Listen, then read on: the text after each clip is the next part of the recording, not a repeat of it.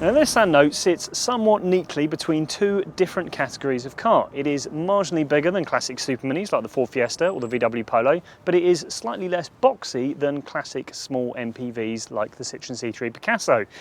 In theory, therefore, it is aiming to offer the practicality of the small MPV, but without the gawky looks. Now this practicality is best seen if we start by taking a look at the back of the Note.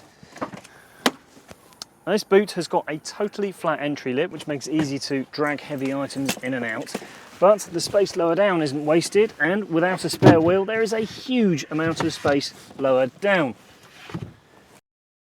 One of the Note's absolute neatest tricks though are these back seats. They slide forward and backwards as one big unit, and more on that in a little bit, but the best thing about it is that you can give yourself a bit more luggage space by sliding them forward using this handle in the back here.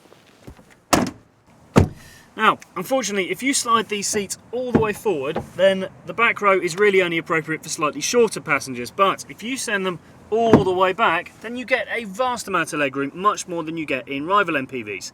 Now, despite the fact the Note is slightly shorter than most people carriers, you've still got a really good amount of headroom, and you should be able to get 3 adults across the back row here, because this floor is quite flat, even if it's only for short journeys.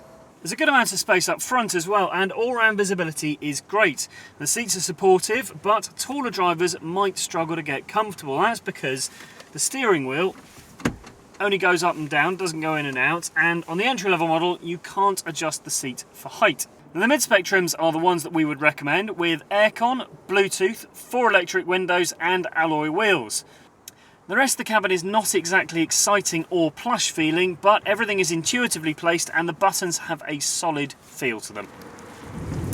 There isn't much in the way of fun when it comes to the driving either, but on the plus side, there's very little body roll when you go around corners, and it deals well with bumps at all speeds. The steering is precise and consistent, and it is light enough to make parking around town easy.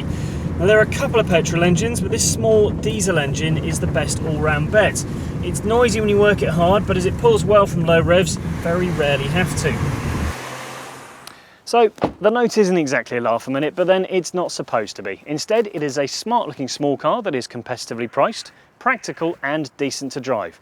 For more information, search for Nissan Note on whatcar.com, but while you're here, don't forget to click subscribe and keep up to date with all of our latest videos.